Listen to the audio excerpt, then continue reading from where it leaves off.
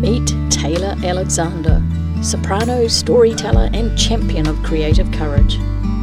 Tayla is a soprano whose voice carries not just notes but stories of resilience, passion, and purpose. Born in Durban, South Africa, and raised in New Zealand, Tayla's journey is a testament to the transformative power of music. At just 11, she released her debut album, Songbird, making her the youngest artist to appear on the New Zealand music charts. Her dedication to her craft led to her to achieve first-class honours in her Bachelor of Music at the University of Auckland. She has graced stages internationally, including a 16-show run in Tokyo as Christine in The Phantom of the Opera, and performances with the New Zealand Opera Company and Auckland Philharmonia Orchestra.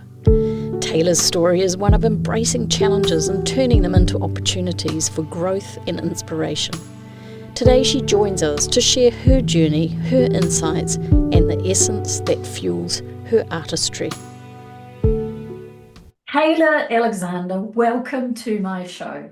Oh, thank you, Sue, for having me. Honestly, it's been such a long time coming. I know. Well, it's actually been a long time coming for me as well. So it's lovely to have you here. And whilst we can't be in person, we are in the same country, but this will suffice for the same reasons as all my other guests, is I want to know more about you and your passions. So to give a little bit of context to the listeners and the viewers, I met you quite a few years ago through my involvement as a judge. At the time, I was also a trustee board member on the North Harbour Club. And so I'm really thrilled to have you here today to let other people know and hear a little bit more about you. So the North Harbour Club, for those who don't know, just to give a little bit of context, is an awards program that award youth financial assistance for achieving excellence in the fields of art and innovation and music, education, sport, and service to the community. And they range between $7,000 and $30,000. Now, Tayla, you won a Junior Excellence Award in 2014, then you won an Emerging Talent in 2019, and then the Music Award in 2023. And I know you won another award before that, the Ross Finlayson as well. Huge achievements and a long association, and I've watched you grow and grow and grow in all sorts of different ways. It's been beautiful. And you have constantly worked on, opening up opportunities for yourself, both locally and international. We'll hear about those shortly. And you have a wonderful creative side, musical side to you, passion for music from a young age. But actually now as a professional opera and would you say classical singer? Is that how you would? Yeah, I mean, I'm I'm working more on just saying I'm a singer. Like, music is music. I do opera, I do classical, I do musical theatre. I did Phantom of the Opera, but yeah, classical and opera, I guess. Classical and opera, beautiful. So I know there's a lot more about you, your essence, your purpose, your why, and I think we can all learn from each other. And hence the reason for me having this program, because in the work that I do, I find a lot of people who struggle to find their passion, their purpose, to find the real joy in life out of something that they're very passionate about. So you've accomplished a lot. We're probably not going to cover it all today, but let's start by getting a picture of where you are right now. What's happening? Well, I'm 9 months into the Royal Academy of Music, my master's, my first year in my master's. I am sort of coming to, I guess, I almost want to say, terms with moving away from home, if I'm being completely honest. And I'm sort of making way in a whole new industry, really, because so much of who I am is actually being a Kiwi, and now I've moved across the world away from my family, and I'm making strides towards something else. it's been a really interesting and dynamic but hard like 9 months. Yeah, I have no doubt. Yeah, I think that will be important to say. Briefly, in the last 9 months, I've gotten engaged. I've moved Yes. twice. I've had an immensely like full and rich time, and my voice has changed so much. And in this time, like I've really been able to step back and say, okay, this is what I want for my career, and I am heading in the right direction, which is always what you want, but also, wow, this takes so much resilience.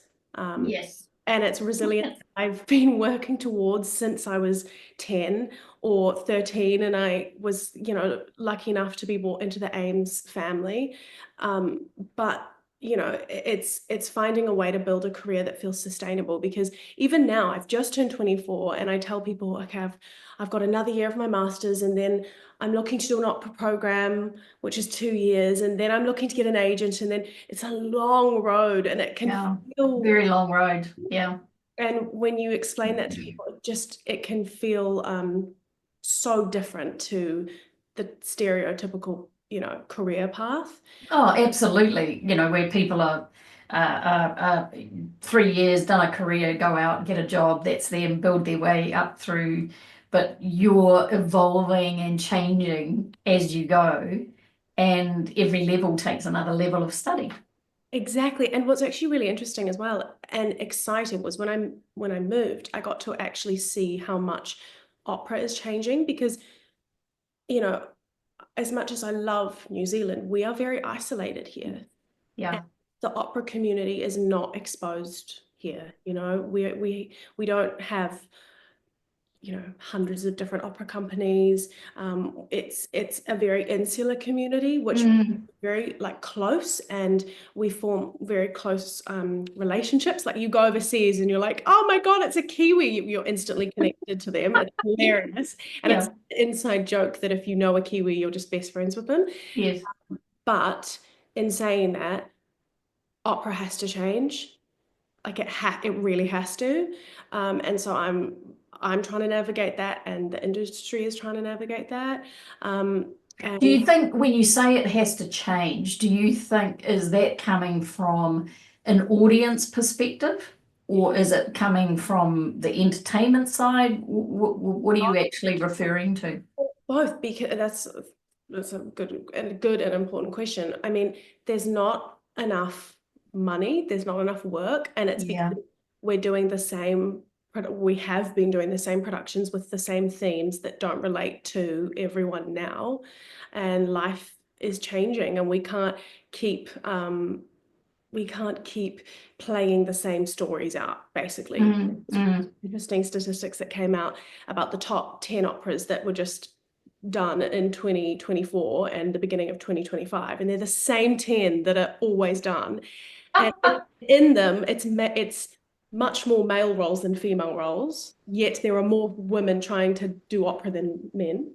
Interesting. And all of the women roles in the opera get murdered and die, and are in really problematic situations, and all the men are victorious. Yes. So, and then it is, and also the audiences are different in the UK, which is exciting. Like when I went to the Royal Opera House, I nearly died. Like it's huge, Huge. so exciting, but there's like young people everywhere, and the tickets are, you can get £10 tickets, and like it's just it is a changing and like ever-growing dynamic thing, which is important. So that actually maybe one day my kids will come to the opera and not think, oh my God, mum, she's an opera singer. What And look, you're so right. And I love that it's evolving so that it involves more and more people and different generations. And just as a side story, I remember my godfather, he lives in Bath in England. He's still alive, he's about 91 now.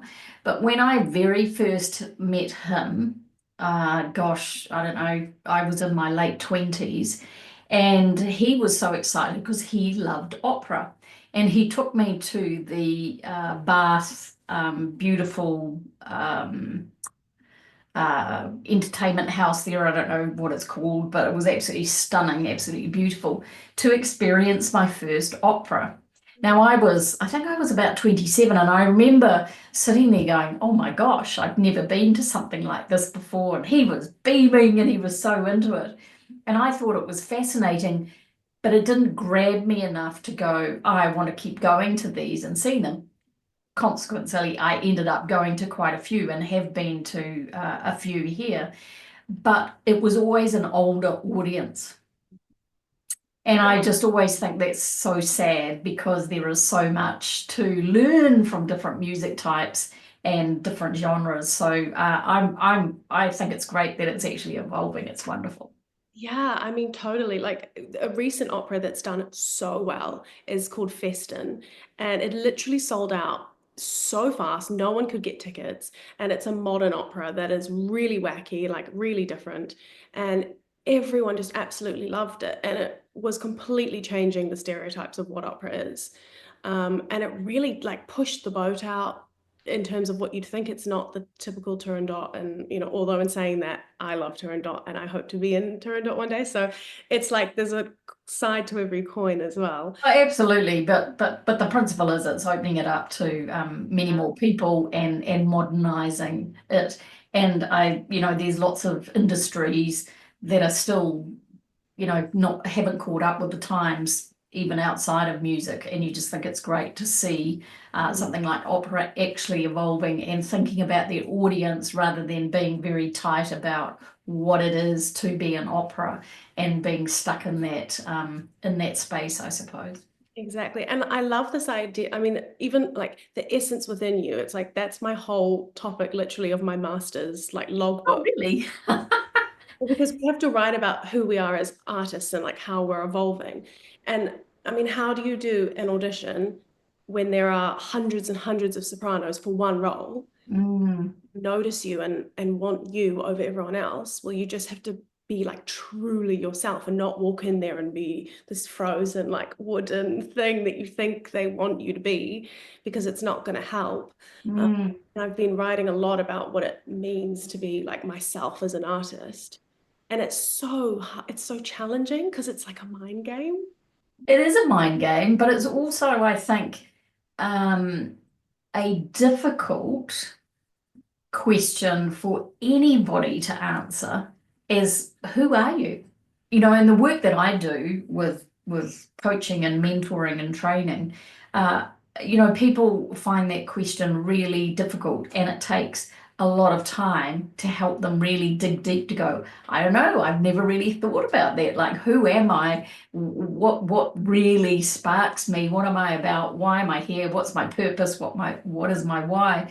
So I love it when I meet people who are connected a little bit more to that purpose and that essence within, because when you do understand yourself, you are just so much more authentic, but you also end up standing out because so many people have no idea who they are. So I think it's great that you're doing a whole study on it. True. I love that. I do.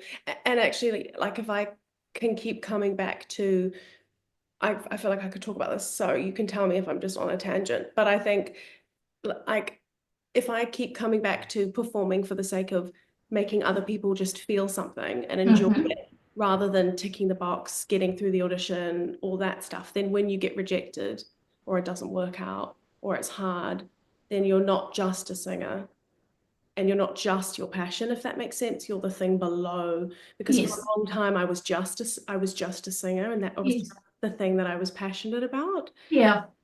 And And that's very true. And I think within any career, whatever it is, when you think about where you've been of service, as in the external part of you of what you do and how it is impacting other people, it's such a beautiful place to be because it's actually about that contribution in society.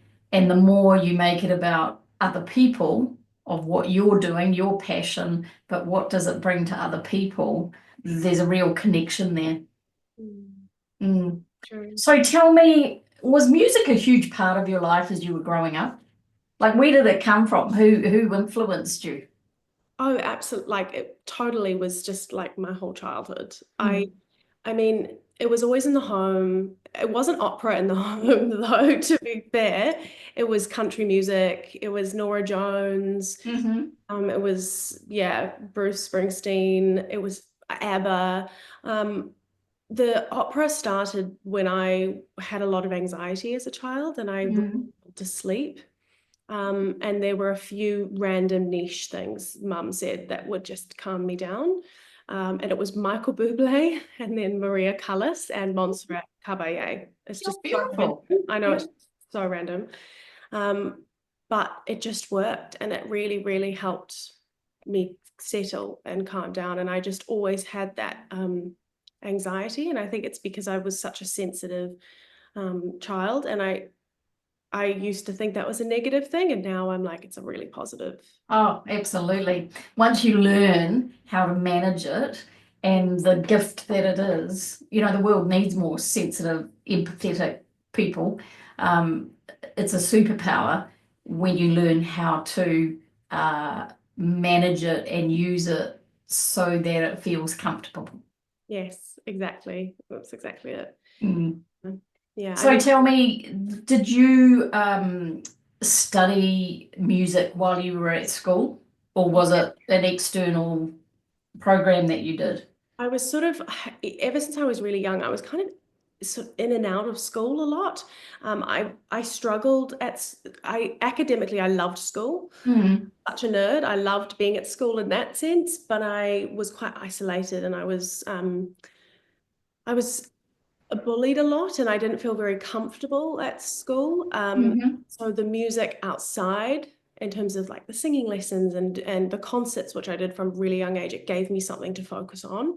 And as that sort of took off, I really would actually come in and out and do that as much as I could. And some people would maybe have their opinions on that, but I was really lucky and I actually went to such normal public schools and but they were always so supportive and they just let me kind of do my thing and I kept coming in and doing well academically and it just gave me something to truck along and focus on and Yeah. it took away the pressure that I seemed to put on myself academically, which was Hmm. Hmm. like it didn't matter what mum and dad said in terms of just like it's okay, perfectionism, we can bring this back a bit, Bring it back a little bit. don't need to be like this. It just helped me, be a bit distracted in that regard. Um, yeah, so Do you think, would you say you are a perfectionist? oh, absolutely. Absolutely. Oh, Tell me, is that helpful in music and your career path you've chosen, or can it be debilitating in terms of, oh, I didn't quite get that right, that you don't actually celebrate your performances and how well you performed? There's always that element of, oh, could have done this, could have done that. Why didn't I? I think it's absolutely both of those things. On one, in one aspect, I work extremely well with coaches and maestros and directors, and my attention to detail means that in a process aspect, I work really well with my colleagues, Right. and it's an exciting process because I can really pull things apart and I'm detail orientated, and I can really pick up on the technical things in my voice that need to be worked on. And it's meant that I've moved forward very fast. But you're so right. And sometimes, in terms of that over perfectionism, sometimes my teacher will say, "Stop, literally stop. I don't care. You need to aim for the 80%." And it's what I'm writing about right now as well. Interesting. Yeah. How can I aim for the 80%, not the 100%? Because in attempt to aim for the 100%, I'm never getting the 80% because my brain is getting in the way, Yes. at least for myself. And the audience might never know, but my brain is getting in the way and it makes everything tense up. Like, the voice is so connected to the body. Mm. Um, so you have to find a way to calm the mechanism down and just be like, it's okay. It's not gonna. And I can appreciate that from a if you're always sort of analyzing yourself as you go along, you're not truly in flow because you're mentally up here as well, trying to think, oh, did I do that right? Does that sound okay? What are the audience doing? And all of those sorts of things. And I think, um, perfectionism is a wonderful trait to have, but again, it's one of those that it has very negative sides, but it also has very positive sides.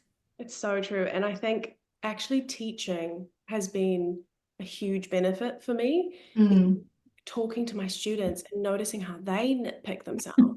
And I'm left to go, stop, that was like the best I've ever heard you, and they're still like, that was bad. yeah. I'm just thinking, come on, that you're getting in your way. So it's sort of self-reflection in a way, getting to see your own students experience that.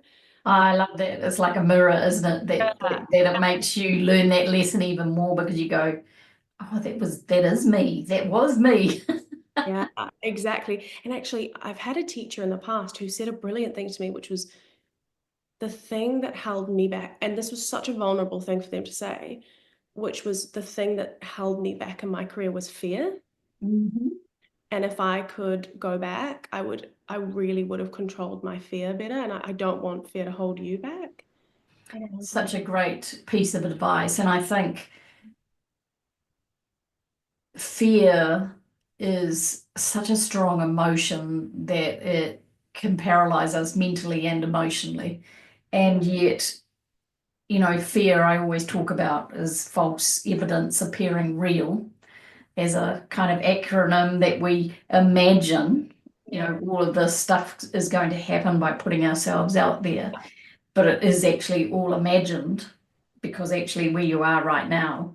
surprise. Yeah, Yeah. exactly. But yeah, living in fear, you'll never realize your true potential. And it's always about taking those little steps, isn't it? And it's the what if, because I always have a belief, and this will apply to you in your career as well, that if you don't push yourself, if you don't try new things, if you don't go outside your comfort zone, then you're never going to learn and grow. And those mistakes are the greatest opportunities to actually grow and learn how to move forward again. Because if we didn't have them, then we'd stay small. It's so true. And it's really interesting because I'm very lucky in that I grew up in a family where, my dad made a goals business and my mum was giving me, Feel the Fear and Do It Anyway, the book, and Yeah. I was taught to manifest and all those things, which was such useful tools. But in my career that I'm going into, I'm not in a normal 9 to 5 where I No. could be in a position where become safe. Everything I do is risk take after risk take, Mm-hmm.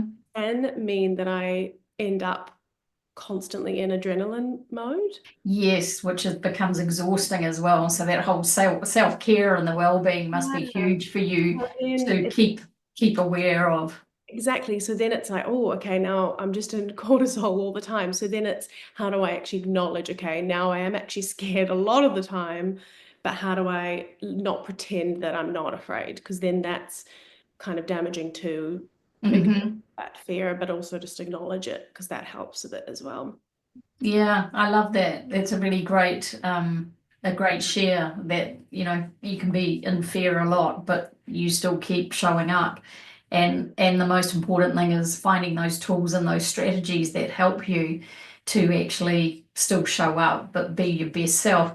So talking about fear, when was your first big solo?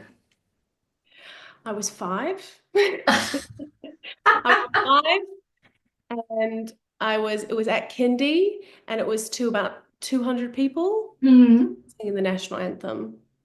But And were that you scared back then, or was that sort of like, I'm 5, let's go with this? I felt nothing. I was Yeah. just like, woohoo, I'm ready to go. Yeah. Mm.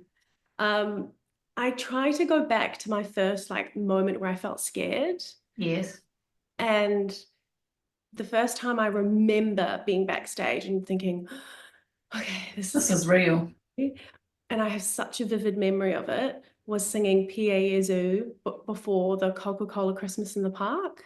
Ah, yes. Oh, it's like you're aware there's like 200,000 people because it's like Yeah. recorded. I was in a red gown. It was so dramatic. I literally was like 10 or 11 or something, and I had a white feather boa, and I just remember thinking, this is scary. Like, and I was actually a bit sick. I remember having to fight through that. I had phlegm. Oh no. Dad, I'm sorry, it's a bit too my dad kept giving me warm water. And I went out and it went really well. But I remember thinking, this is just scary, scary thing that I'm doing. Wow. And that's huge at 10 years old to be singing solo in front of that many people. I'm interested as you got older and you're hitting the, the real professional stages Yeah. and doing solo. Like I know you've done things with New Zealand Opera as a soloist. Similar feeling, different because you're older, you manage it better. I certainly manage it better. It's interesting. There have been times where I have thought, okay, I'm nervous now. Um, but I did definitely in New Zealand, I got to a point where I was managing it in a much better way. When I first moved to the UK, and I've had quite a long journey with chronic pain, and partly that's because I think I've had so much adrenaline as a young person. When I first moved to London, my system was so overwhelmed, and I had a series of auditions, and I found myself really overwhelmed with fear. Yeah. And I think, like, being completely vulnerable, I moved 30 hours away. I was 23. I was so far from family. I was full scholarship, living cost scholarship, and I'm auditioning for something where I could sing at Wigmore Hall, like all these big things. And Huge pressure. Mm. I just felt so much pressure. My voice was tight. I was in pain. I wasn't coping with my migraines. I was injecting myself for pain. Oh gosh, you poor. Yeah. Yeah, it was really hard. So I had to step back and find a way to actually be truly calm again, because I felt really in control before I left. So there was a reason why I was, Mm. spiraling. Hmm. How Um, did you find that calmness? some of it was settling in. Some of Mm. it was I wasn't doing the things that ground me. Like, I wasn't going outside. Which Yeah. sounds terrible, but it's London, like central London. I was like, where's the greenery? Um, so I needed to find green. It sounds silly, but I'm like, I needed to find Yeah, fresh. some nature, something that, Yeah, yeah. yeah, Especially coming from New Zealand. gosh, exactly. Um, and I needed to, yeah, manage my sleep and do all like the normal things that you think would be really normal, but are not when you immigrate Yes. and you're on your own. I mean, I had my partner, which was amazing, but he was going through it too. Yeah. And we You, both, you were comparing notes. yeah, we were both in new conservatoires thinking, oh my God. Um, yeah, and anything from my teacher saying, your larynx is too high. We can't get your larynx down. Well, my larynx is in your voice box, and I couldn't get it down because was stressed. Fascinating. So fascinating, isn't it? I was even having a conversation with a client this morning about stress, and just how we get caught up in it and then we stop doing the things that we know we need to do to actually support ourselves. And it is when times aren't so stressful and you're enjoying things, it's easy to do and flow with the things that support us. But as soon as that stress really kicks in, it they go out the door and all the bad habits come in and you do the opposite and it takes someone to tell you and suddenly you go, oh yeah, I stopped doing that and I didn't do that and I'm not doing that. It is so true. It's people have told me this so many times, and every time they tell me, I go, oh, it's so woo-woo, it's not true. Honestly, as soon as I start journaling and writing it down, I have Yeah. people tell me that. I'm like, don't tell me it doesn't work. But there's something about it before a performance. I'm anxious, I'm worried about it. I write it down, I feel good to go. Like, it's just Yeah. weird. And I think it's because it sits and festers in your brain, but if you write it down, it just Well, it's like emptying your mind, isn't it? And you know, when you can take it out of your head and put it on paper, it almost takes the power away from it. And then when you can actually read what you've written, it often seems that you go, why am I worried about that? Actually, when I look at why I'm here and what I'm good at and what I'm contributing, it takes that all away. However, I can imagine, nervousness is something that's natural for most people. And I know, for myself, even when I speak at conferences, I know my topic so well, but there's always that element of nerves because, like you, it's about being judged. And what if people say this? And what if I say the wrong thing, or you don't hit the right note, or something goes wrong, then people will judge. And that is everybody's worst nightmare. So, I think in your realm, to me, going out and singing a solo opera, I just would terrify me on your behalf. I think it's when the stakes are high, like when Yeah. when speaking is your job, and then it's your essence. It's like it's who you are, and then singing is who you are. It's your career, and you put all this pressure on it because you feel like, oh, I need to build a financial stability eventually, and it's relying on that, and it takes away that element of passion. So then you have to figure out, how can I bring that back Mm. and take away some of that pressure, and also acknowledge that this is a part of my body, so it's not going to be as stable all the time. It's not No, no, yeah, it's very like true. piano, like Yes. hormones impact it, the weather impacts it, my eating impacts it. Like, it's true. Yes, yeah, yeah, very complex, and that adds another layer of stress in terms of, keeping your well-being in tip-top shape, and where you socialize, and on planes and trains and tubes in London and all of that kind of stuff. Totally. Yeah. Mm. Tell me, you've been mentored by Dame Kiri Te Kanawa and a few other amazing people in the industry. Is that sort of highlights that you would look back on your career so far and go, what an amazing achievement to be mentored by these amazing people? Yeah, absolutely. I mean, anyone who has been brave enough to sustain this career, and at the height of their career, like Dame Kitty has, and also then to give back to young people as well, which is what she's done, and Mm, everyone in her vicinity as well, and in her surroundings, because everyone on her foundation, they care so much about mm, mm, people. But along this journey, you need so much support, you really do. It's just not possible without it. mm. Now I'm going into my second year of studies, and I'm like, okay, how is this going to happen? How are we going to make this work?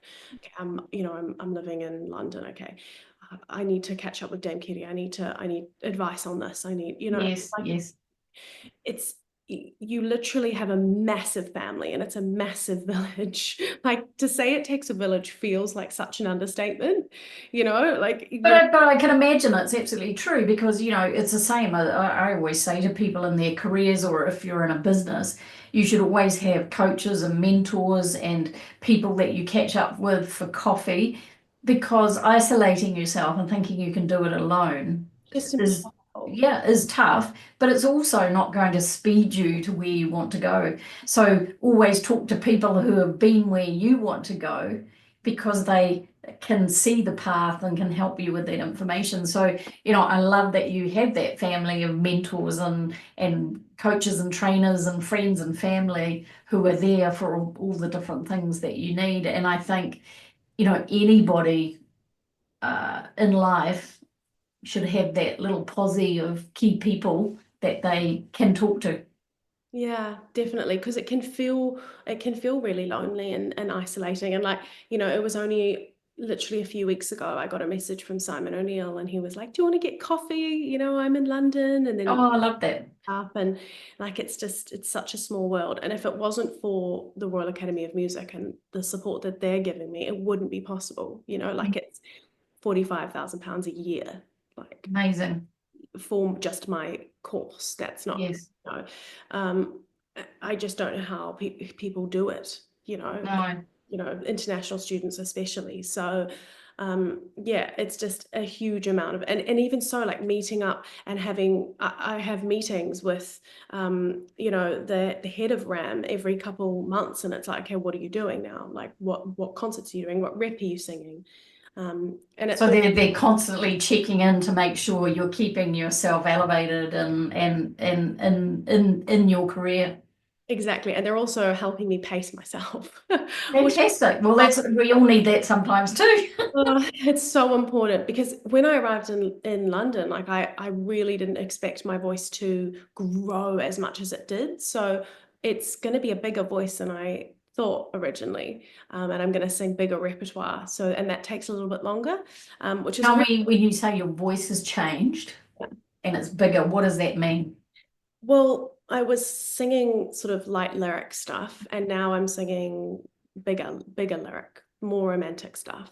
Yes. I'm still super young, so I need to be doing lots of Mozart and lots of healthy stuff that's not going to do any damage. Mm-hmm. But I'm just looking at a voice that's going to sing bigger repertoire in the How future. beautiful. Pretty cool, and I can sing to bigger opera houses. But yeah, it's really, really exciting, and it just means that I'm going to need a bit more time, and that's exciting. Well, that's exciting too. Tell me, in the world of opera Mm. specifically, what is a sort of general age where people tend to peak, or not peak, but be in their prime? Well, it's dependent on what you call Fach, which is Mm. like the German word for voice type. It's like Yes. yeah. So if you're like a soubrette, which is a light soprano, that's a little bit younger, like Mm. maybe late 20s. If you're a baritone and you're a male, that would be 30s, late 30s. If Interesting. bigger female voice, maybe 30s, maybe later. Um, a light lyric, early 30s. If you're a Wagnerian tenor, like if I'm going to sing light Wagner, which I might do one day at this point, then I'm not going to do that till I'm 30. If Amazing. if I'm singing Me, I'll probably do that in 5 years. So it's an interesting thing, but yeah, but there's lots Well, I love that because actually you can progress and through the music. I look at famous people around the world and you see, they're in their 50s, 60s and they're still singing beautifully. And I even remember someone who I know Moses Mackay, who is currently in Italy singing. I've noticed such a big difference in his voice just listening in the last 5 years to the maturity of his voice. It's amazing. So I get what you're saying. Oh, absolutely. And that's what you want. Like you want to start singing, singing all that light, beautiful stuff and then just mature naturally and Mm, healthfully. Like that's exactly like mm, your body time mm. to adjust. Tell me, when we're talking about the essence within, when you feel so attuned to the music, the words, the energy of the audience, what does that feel like? I would say that it feels present. Mhm. That is the best way I can describe it, because there is so much focus, that to be honest, that goes into the sound that you produce, and it can be so easy to just get stuck into it, focusing on the wrong thing. That when everything is in line, it's just feels, there's just a calmness, and Mm. it's running for itself, and so that makes me feel really present, and I'm not thinking about anything else. Yeah, it must be beautiful. And I can imagine, especially with an orchestra and a Oh, conductor, love that. and it's almost a surreal experience of all being one. Yes. I mean, that's definitely my favorite bit, working with an orchestra and working with, you know, other people, an ensemble, working in operas. Like that's what I want to be doing, because it's not as lonely, you know. It can be so, you spend so much time practicing on your own, which is so important. But then when you get to actually be in shows, suddenly you have this like amazing family and there's so much love around you. I can imagine, because you all appreciate what it's taken to get there. So just talking about singing, and especially in opera, German, Italian, is there normally the languages? Well, yeah, German, Italian. I just did Rusalka in opera scenes. That was in Czech, Oh, gee. in Russian. Oh, gosh. How do you learn it? Like, you obviously, I'm presuming, are you fluent in any of these languages? I'm not fluent. Yeah. I use IPA, International Phonetics, Mm. and you basically just learn it that way, and you work on dialogue. And I'm really lucky at Royal Academy. We've got so many language coaches. I'm hoping to get to a point where I'm fluent in Italian or German or both, ideally, or French. But you know, Swedish is, I'm starting to work on some Swedish music. I've sung in Spanish, sung in Mandarin. Wow, this is incredible. I just can't imagine getting your head around that. But I will say Slavic is, I've got like a special place in my heart for really beautiful Czech. I mean, Mm. but was the most amazing opera I recently went to, and it was just like life changing. It's the most romantic and just beautiful, beautiful music. So I'd love to be able to do that one day for sure. How gorgeous, gorgeous. What is your ultimate in terms of where you would like to be in, 5 or 10 years' time? I know, what you've just talked about evolves and voiceovers evolve and what you can do, but what would be your ultimate where you sit right now Full for the package, future? like Pardon? full civilization. Yes. I would like to live on a farm. With cows and horses and geese and duck. But then but like where I'm close enough that I can get on a plane, Mm-hmm. you know, maybe somewhere like Oxford or something where I'm super close to London. And then I can work, you know, Royal Opera House, Covent Garden, um, close to Europe. Maybe by then I've done a fest, which is like Mm-hmm. salary job in Germany, or something like that for a year. And I've got some roles under my belt. Maybe, yeah, I'm looking at Mimi, looking at Rusalka, all that kind of stuff. And I'm just happy, you know, just happy. Doing what you love. Doing what I love with balance. That's always the goal. But also with lots of travel and yeah, that's Sounds beautiful. And I imagine with how you've got to where you are, that vision stays very much in mind in terms of what you've been taught about how to get there and keep that alive. Um, how, in terms of performing on this topic, when you have that, do you think that's the moment where you go, I'm here, I've made it, this feels fabulous? no. I feel like at that point, I'll be like, now I'll write a book. Okay. Now you know, like I don't think I'll ever be done having things that I want to do, because then it's boring. Like you got Yeah. goals. So to be honest, I need, in one half of me needs to be satisfied with where I am now. So that's what I need to learn how to do. Hmm. That's what my dad always says he wishes he learned earlier, was to not keep striving to the point where you don't notice where you are. That's very true, and I see that a lot, and I've been guilty of that myself, that you're so focused on where you're going that you don't stop to appreciate where you actually are and how you've got there. Yes, exactly. And then the other half of me is I always want to have things to strive towards, Mm. and I want like a multimedia career. You know, I don't think I have to just stay within the confines of opera. No, not at all. I can teach and help other people at a really exciting level, and maybe reach a wide audience with that, and do more with social media eventually, if I can figure out what that looks like for me. Hmm. And yeah, and I want to write a book. I just really want to do that one day.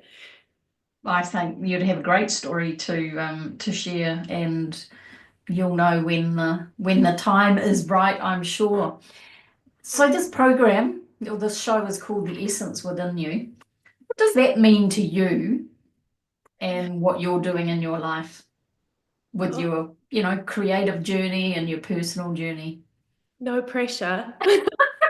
Oh, Look, whatever it means for you. I mean, That essence, that purpose, that what makes you feel so good on the inside. do we want to go back? So sorry. You made it so far. All right, this is a live, real show, so don't worry. My dog is actually here with me in my studio, so he could quite easily bark before the end. Probably like a fluff just went by and he Yeah. just saw a fluff in the air. My essence is, I feel like the essence of me is half diva, because like Yeah. character and humor and silliness and color and adventure and exploration of like music and travel and all of that stuff. And then the other half of me is sensitive and trying to heal from, some Hmm. more difficult things and is very introverted and would probably just live on a farm forever away from the humans. But I'd say that's the essence of me. It's like the yin and yang, and I'm just It's trying to beautiful. It's find beautiful. the connection of those two things. Mm. Yeah. Yeah, and I can see that for you, and you can never be in the music industry if you don't have that real inner connection, because it is so much about emotion and sensitivity and putting yourself into it. So that definitely makes sense. If there was one message from your music journey in your life that you would share with the world or share with other people or people who are wanting to jump into the music space, what would it be? It A would be, message, some advice, something that would be really helpful. yeah, it would be vulnerable, Mm-hmm. be courageous, Mm-hmm. um, be strong in your values. Yeah, nice. Um, and I think if you have those three things, you'll be fine. So you need Really good. That's a good foundation. you Yeah. need those three things for sure. Yeah.